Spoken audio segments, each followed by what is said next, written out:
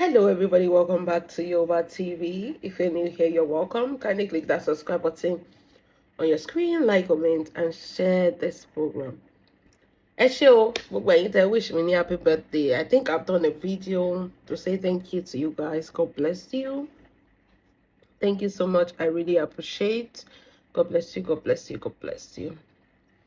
So, lórí Bọ̀dá Akim àti ìyàwó wọn méjèèjì, bàbá ẹgbà ọpẹ́ wà. Bọ̀dá Akim tó yẹ kó ṣe máa fún ní fídà tó lọ wọ́n fẹ́yàwó méjì. Bàbá ẹgbà ẹ̀yìn wa. Ṣé rí mo rí update gan, ó dẹ̀ fọ́ nísìnyí. Àwọn èèyàn kọ́kọ́ sọ pé how are we sure pé Sisi Alagbo lọ ṣe course ní Morocco? Wípé because this is a festive period, ta ló ń ṣe course ní December? Ó tó wá dẹ̀ wò lóòótọ́. December is a festive, Christmas and New Year. Ìgbà yẹn lẹni yẹn kúrò Nàìjíríà tó lóun fẹ́ lọ ṣe course. School wo ló ń open ní Christmas and New Year? You know, if you think about it, something is not adding up. I'm not saying anything, no. Èmi ò mọ̀, ẹ lè drop opinion yín sínú comment section. Ó ṣe mọ̀ pé we listen, we don't judge. Èmi gan sọ pé school wo ló wà open ní 25 torí látijọ́ tó dẹ̀ ti ń show one video tá a bá ní parọ́. Àárín inú kíláàsì rí o. Àárín inú kíláàsì rí o. Ojú títì. Wọ́n mu coffee inú room. We've seen Sisi Alagbo doing 100 million content without even the content in the classroom. Ibo náà ti ń kọ wẹ́nà ìwé póríṣiríṣi náà, kọ́ọ̀sì póríṣiríṣi. Ṣóyẹ yín.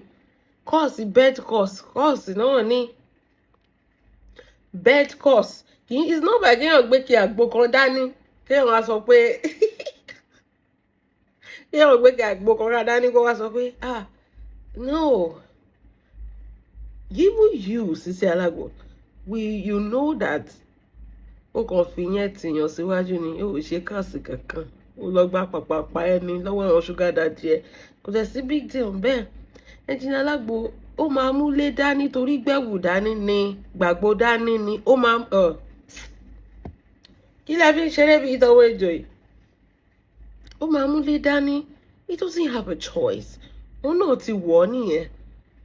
But don't come here deceiving us pé o lọ ṣe course. Wọ́n ní bóyá kí ìyẹn kí mọ́ náà kó lọ ṣe course ní Libya. Kó náà gbé chinchin lọ. Kó lọ kọ́ bó ṣe ń po chinchin. Ṣé rí family yẹn is one dysfunctional family.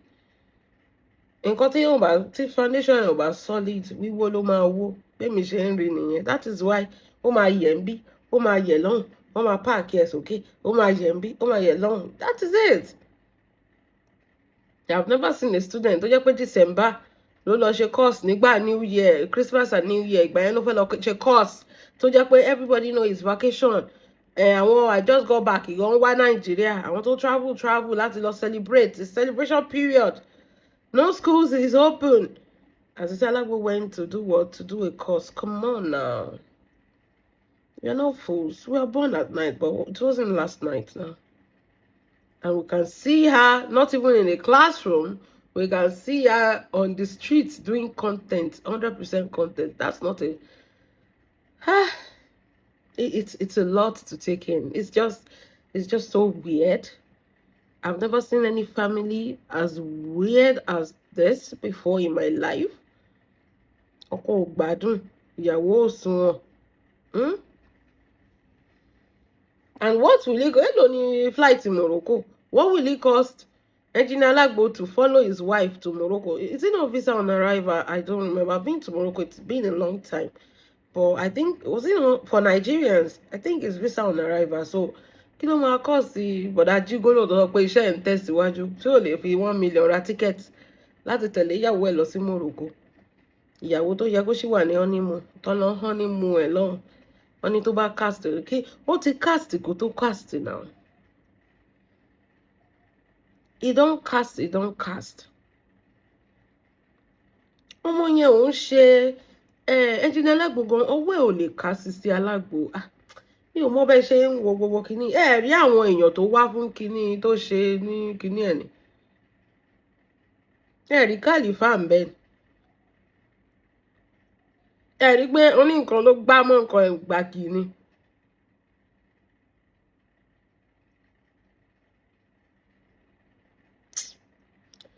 Sórí ẹnjìnà Alagbo òun náà fẹ́ jẹ ń bẹ ni ṣé o ti understand òun náà fẹ́ jẹ ń bẹ ni òun náà jí gólò ọmọ yẹn lọ náà ni but Sisi Alagbo is for everybody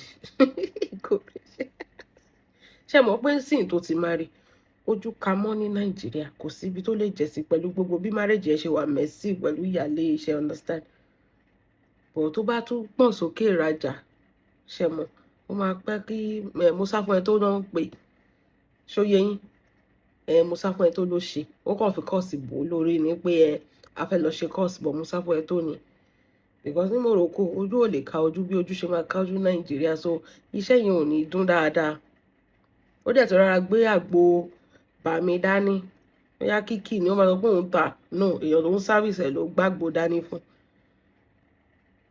So that is what I'm saying. Ẹnjìnà Alagbo gan is in deep shit because òun náà ti lọ gbé nǹkan tágbára ẹ̀ ò lè ká. Òun náà ti lọ ṣe kí ni gbé nǹkan tágbára ẹ̀ ò lè ká. Maybe he knows it's just there for what he can take, you know. He may know now pé she's for everybody. But because òun náà alátẹnujẹ ni ọkùnrin tí ò fẹ́ ṣiṣẹ́. So he doesn't care. He wants, you know, that's just it. Mo dẹ̀ máa ń sọ fẹ́yìn obìnrin as a woman tó bá wà ní ọkọ tó ò sí ní ọkọ tó ò tí ì lọ́kọ tó mọ̀ pé o fẹ́ lọ́kọ there will be signs. There will always be signs. There will always be signs. There are men you should never. Ọkùnrin tó bá ti jẹ́ pé ìwọ ló ń múlẹ̀ beginning of the relationship tó ti jẹ́ pé fine boy ni wọ́n ń gbé bọ̀ ṣá o because you go dey cry o. Àwọn ọkùnrin kan wà wọ́n lè ní má tẹ̀lé ẹnu make sure you know the sign very well before you jump into a marriage with somebody like that. You will know now a provider is different from a gigolo. The sign is always clear, but because we are in love as a woman, and we are emotional, that's why we don't always see the signs. But tó bá farabalẹ̀, tó gbé love sẹ́gbẹ̀ẹ́ kan, tó lo logic. Love and logic doesn't go the same way. Behind logic, there are signs of this is a dysfunctional marriage, or this will be a dysfunctional marriage. Learn to walk away. Learn to walk away. The man should be financially stable, number one. The man should be ó gbọ́dọ̀ jẹ́ animation, number two. Ọ̀tọ̀ ni pé kó wà financially stable kó yẹ pé ta ló náwó sí. If you are not getting all these things and you end up go and marry a man because he's fine, ẹjẹ Alagbo mọ̀ pé òun fine obìnrin máa ń dùn ẹnu ẹ̀dẹ̀ dùn. Because for him to be able to bag Sisi Alagbo like that and make her marry him, àbí torí mo mọ̀ pé yẹn ló ṣe marriage, you know, wọ́n máa ṣe pàpàpà ẹ̀pọ̀n wọ́n dẹ̀ máa ṣe kí ni wọ́n máa lẹ́pọ̀n lọ́wọ́. Ọkùnrin tó bá ti ní ẹ̀pọ̀n lọ́wọ́ tó yẹ pé ẹ̀pọ̀n ní pàpàpà pòpòpò ẹ̀pọ̀n ló fi máa gba ọpọlọ ẹ kúrò ńbẹ̀ kò ní jẹ́ kó ronú. Moderacy nílé ayé tẹ́pọ̀n bá ti pọ̀ jù gan kò dáa. Ṣẹ̀pọ̀n lẹ́fẹ̀ẹ́ máa jẹ́ nínú rẹ̀ òun náà sọ pé come home kó tó mọ̀ nǹkan tó ṣẹlẹ̀ ṣe mú ojú ẹ mọ́jú ni. Wọ́n ti sọ kí ní ẹ̀dí slang sí pé ṣe mú ojú ẹ mọ́jú ni. Orí mi ẹlẹ́dàá mi má jẹ́ kó rí mi burú o.